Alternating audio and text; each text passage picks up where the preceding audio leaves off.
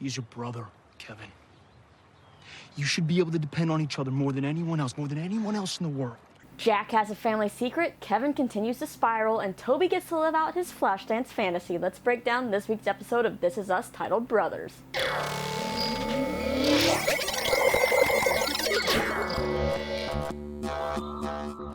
What's up, you lovely people, and welcome back to another This Is Us recap. Now, this one is all about brothers, and no, not just Kevin and Randall. A secret about Jack's family is actually revealed, but what's the secret? Well, if you listen to the title, it's that Jack has a little brother named Nicky, or should I say had, because it's kind of safe to assume from watching this episode that Nicky died in the Vietnam War where he fought alongside Jack. Now, this revelation explains why Jack is so set on Kevin and Randall getting along and having each other's backs, that brotherly bond. Now, before I talk more about all that, let's get the rest of this recap started. In present day, we're about 2 weeks since the events of the last episode. Kate shows up at Toby's work saying she needs to talk, and well, he assumes this is what's going to happen.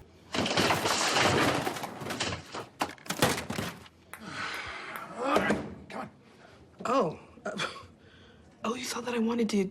Sorry, Tobes. Instead, Kate tells him she's 8 weeks pregnant, and while it seems like Toby is caught off guard, his reaction's kind of priceless. Well, that is the greatest thing I have ever heard in my whole life. Oh my God!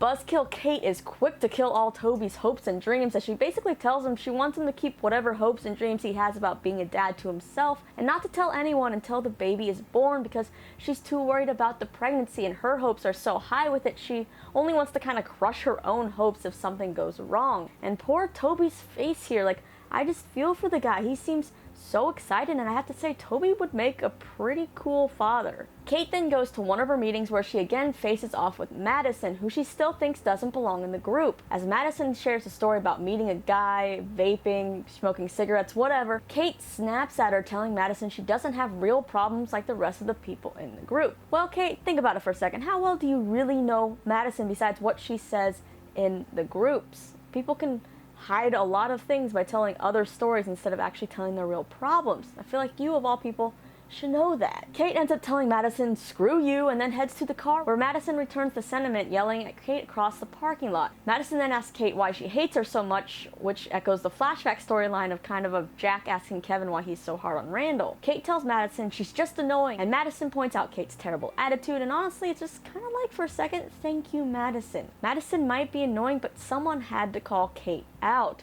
Now, as Kate says to Madison she shouldn't be here, Madison tells Kate it's annoying how her and Toby always come to the meetings and smile and giggle at each other when other people don't have anyone to do that with, and starts to mention how none of her own relationships ever last. When the two get in their cars, they end up backing into each other, and Madison comes to ask Kate if she's okay, and Kate says she is, but kind of breaks down and ends up telling Madison, of all people, that she is in fact pregnant. And all of a sudden, Madison's happy switch is turned on, and she is so happy for Kate, starts jumping up and down and hugging Kate, and Kate makes her promise to not tell anyone. Well, that was the last person I definitely thought Kate would spill the beans to. But it is kind of a nice little bonding moment, but I feel like it might not last, or could it last? Could these two end up becoming BFFs? When Kate returns home, she tells Toby about banging up the car and telling Madison about the pregnancy and how it actually felt good to tell someone. So she takes Toby to a random coffee shop and tells him he can get even by telling one person she's pregnant. Well, it's Toby, and you know he can't just tell one person. He tells the barista and then asks the barista to play a song from his happy playlist over the speakers, and it's like shout out to Hootie and the Blowfish. Toby proceeds to get super excited and dance around the coffee shop, telling everyone, and even pulling this move.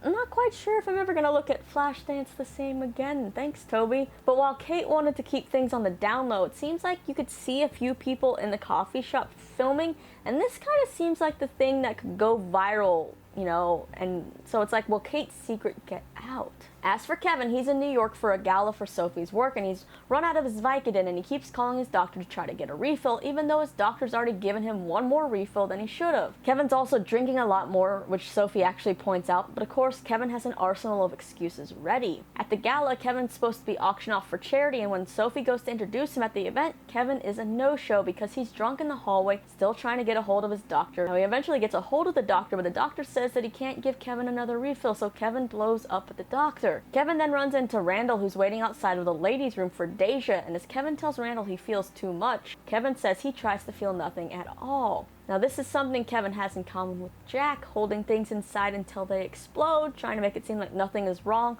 which we see a bit of in the flashbacks of Kevin as a kid. So seems like Kevin is a lot like Jack when it comes to his addiction problems and also his emotional state. Kevin then returns to Sophie, who is mad at him for making her look like a fool on stage for missing his intro. She's also upset that he chose tonight of all nights to get drunk. And again, Kevin goes into his excuses about why he was gone, why he's drinking, why he's exhausted, everything. The last we see of Kevin in this episode, he's wandering around by himself in New York City, trying to get a hold of an old doctor he used to have, trying to get more pills. Next up, Randall. Kevin is over at the house before going to Sophie's, and it seems like Deja has really taken to him. She's a big fan of the Manny, and Kevin just has a way with people, right? He makes her smile. And of course, Randall sees this, and there's some little bit of jealousy, I feel like, here. When Kevin asks Beth if she's sure she doesn't want to go to the gala, Deja asks if she can go, and Randall immediately says yes because he sees this as another bonding opportunity. Meanwhile, Beth doesn't think it's a good idea because it might just be too much too soon for Deja. As Randall is waiting for Deja to get ready, Beth gives him some advice telling him to, be calm and cool, but not the meaning of cool that Randall thinks. Let's be cool. Randall Cool Pearson. Oh, no. My middle name, yeah. As expected, the car ride to the gala is awkward as Deja stays silent and Randall just begins rambling. At the gala, Randall once again sees how Deja responds to Kevin and gets a little jealous and heads off for a drink. Later at the table, he sees Deja enjoying some shrimp, and as she's about to eat the tail because it seems like maybe she hasn't had shrimp like this before, Randall grabs her to stop her, which triggers Deja, who runs off to the bathroom. Randall then goes and waits outside the ladies' room where he's trying to be patient and not go in even though he knows he will. He's trying to talk himself out of it when Kevin shows up. Randall tells Kevin that he thinks Deja is sick of him, but she likes Kevin because Kevin's good with people and Randall comes on too strong. Kevin tells Randall he just cares too much and he always has. Then when Randall tells Kevin he's going in, Kevin lightens up the mood. I'm going in. Hey, Randall, there could be a woman pooping in there. I know.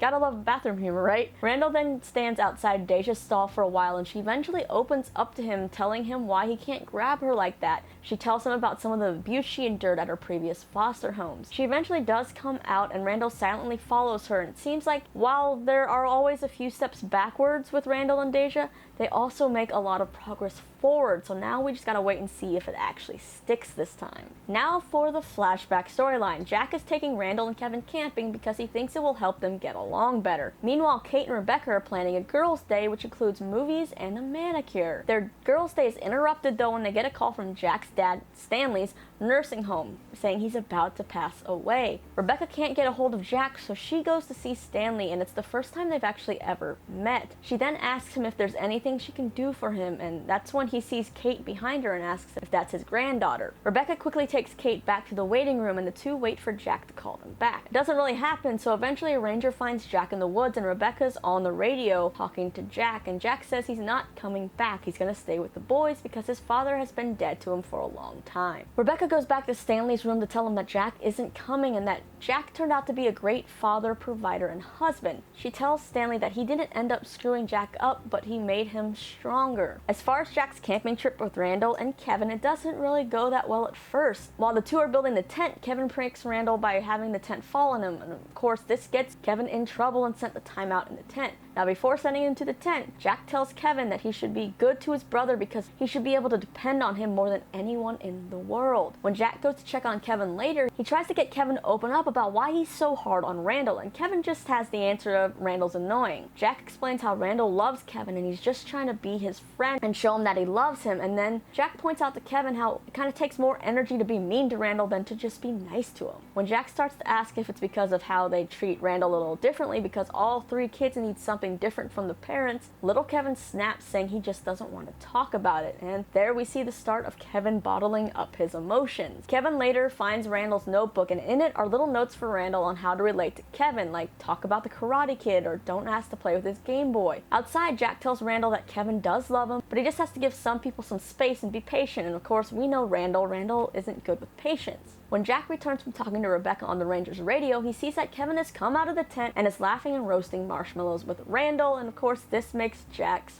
heart smile. There's then a nice howling at the moon bonding moment before the group returns home. Now during all of this, we have another timeline to when Jack is a little boy, probably I'm guessing around 10, like Kevin, Randall, and Kate. He's going on a fishing trip with his dad, and his dad pulls over at a tavern and bait shop because he's thirsty. He goes in to drink and leaves Jack in the car, and Jack just keeps telling himself he's gonna come back, he's coming back. Jack's been in the car for a long time, and at the end of the episode, we see a little boy wake up in the back seat asking when dad would return. And Jack says, not for a while, but don't worry, Nikki, I'm not going anywhere. We then see Jack get up in the middle of the night and go to a filing cabinet where he pulls out a box with a stack of old letters and pictures, and we see a picture from the Vietnam War of Jack and Nick standing next to each other. And this kind of explains a bit of why Jack hasn't talked much about the war and maybe lied about what he did in the war. Since his father was a junk, Jack took over that kind of father role for his little brother and felt like a protector.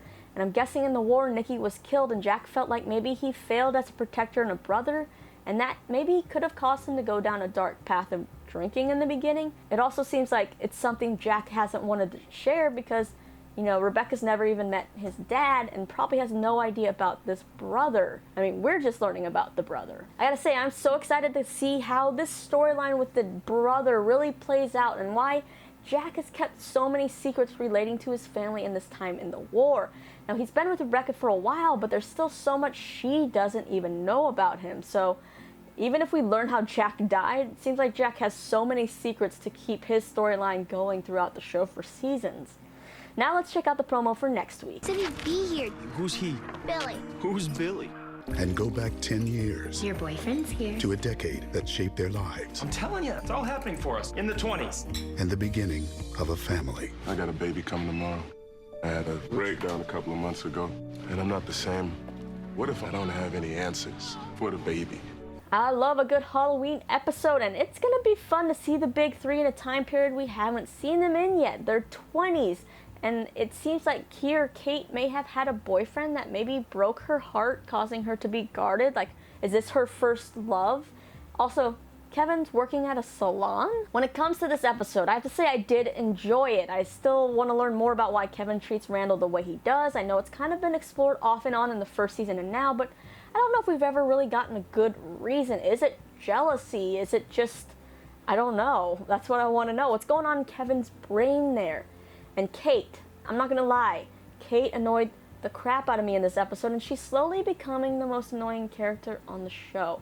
I like Chrissy Metz. I think she's playing Kate very well, but Kate as a character, it's starting to get a little grating just for me. Now, I relate to some of these characters because I'm one of those people who does not do well with feelings and telling people how I feel, emotions, bottling things up, you know, that kind of stuff. But Kate sometimes just makes me want to slap her. Like, I get she's worried about what people think about her and that people are judgmental of her, but she's actually one of the most judgmental people. She does to Madison the same thing people do to her, but she doesn't really see something wrong with how she treats Madison.